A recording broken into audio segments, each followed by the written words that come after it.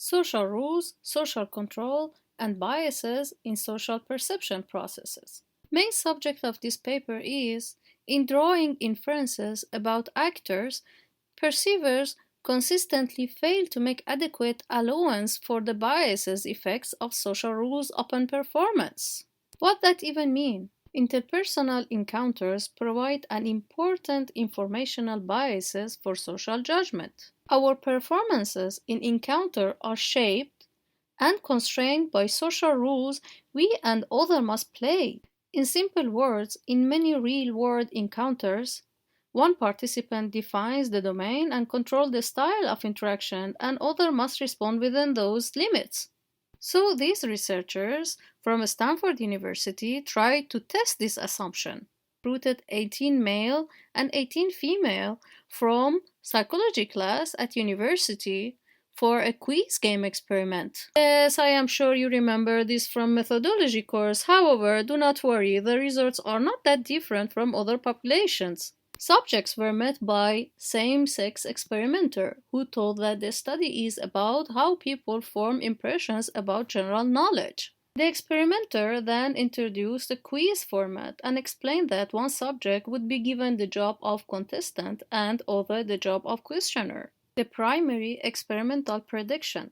The perceivers of the quiz game, the participants themselves, and observers as well, would form relatively positive impressions of the questioner's general knowledge and relatively negative impressions of the contestant's knowledge. Experiment number 1. Contestants and questioners' perceptions. In the experimental condition, questioners asked questions that they had composed themselves. In the control condition, the questioners would ask questions prepared beforehand by another individual. All of the subjects rated their own knowledge and that of their partners after the quiz session was completed, and then rated again after taking a written general knowledge quiz prepared by the experimenter. Why the written test? First, it provided a potential objective assessment of the subject's general knowledge. Second, it gave both contestants and questioners the opportunity to reassess their own general knowledge in the light of their performance on the items prepared by an unknown outsider. The quiz sessions of the experiment number 1 were designed to confer a self-presentation advantage upon questioners relative to contestants. Questioners were allowed and encouraged to display their own wealth of general knowledge by asking different questions. The rule, of course, guaranteed that they would know the answers to the question asked during the quiz game. The contestant's role, by contrast, prevented any such selective self-serving displays and made displays of ignorance virtually inevitable. You're wondering what is the self-serving biases? It is tendency of actors to attribute successes to their own efforts, ability, or dispositions, while attributing failure to the luck, task difficulty, and other external factors. Results of experiment number 1. These preconditions for testing of primary hypothesis was reasonably well met. Further analysis, however, relieved a rather striking and unanticipated sex differences. Male contestants answered a mean of 5.2 questions correctly, while female answered only 2.9. Female questioners asked more difficult questions and received fewer correct answers from the partners than male questioners. Why? Maybe they more fully exploited the opportunity for advantageous self-presentation, or perhaps more carefully obeyed the experimenter's instruction than did male questioners. Female pairs again confirmed the experimental predictions. The female contestants' perceptions of their partners relative to themselves, that was revealing. Female contestants in the experimental condition, on the average, rated themselves around 36 points less positively than their partners, while male contestants rated themselves only around 14 points less positively. This difference was statistically significant.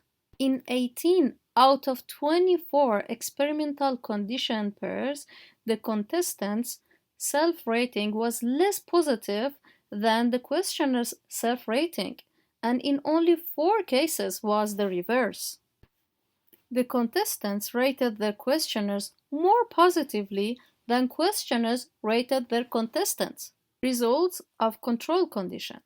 The control group questioners were denied the opportunity to display their own stores of knowledge. Control condition contestants were less prone than experimental condition contestants to rate themselves negatively in relation to their partners. Experiment number 2. Observers' perceptions. They exposed observers to close simulation of the interactions that had occurred between questioners and contestants in the experiment number 1. The main assumption: it was predicted that observers, like the actors themselves, would make inadequate allowance for role-conferred advantages and disadvantages and would judge the contestants to be inferior in general knowledge to the questioners. Each simulation was observed by one male and one female undergraduate, and each of the original sessions was simulated twice. 2 females were recruited to simulate the 12 sessions from experiment number 1. 48 subjects, 24 male and 24 females, were recruited from the psychology class to serve as observers in experiment number 2. The subjects were led to believe that the simulation was authentic, that they personally just happened to be once randomly assigned to the role of observers, that the 2 female partners just happened to receive the 2 participant roles, and that the quiz game was genuine rather than contrived. After the quiz simulation, the observers rated the contestants and questioners' general knowledge. Results: the questioners were seen as tremendously knowledgeable.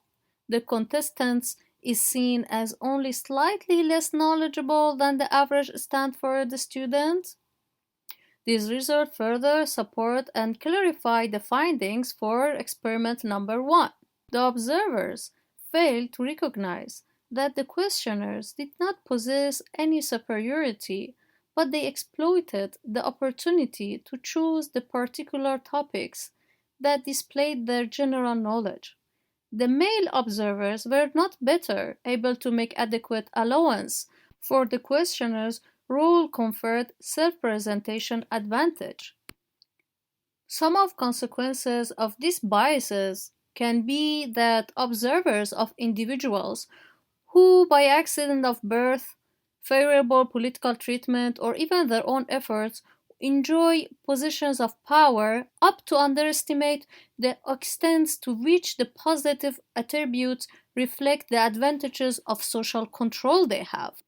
These distortions in social judgment could provide particularly a brake upon social mobility, whereby the disadvantages and powerless overestimate the capabilities of powerful, and in return, the powerful also overestimate members of their own caste as well suited to their leadership task.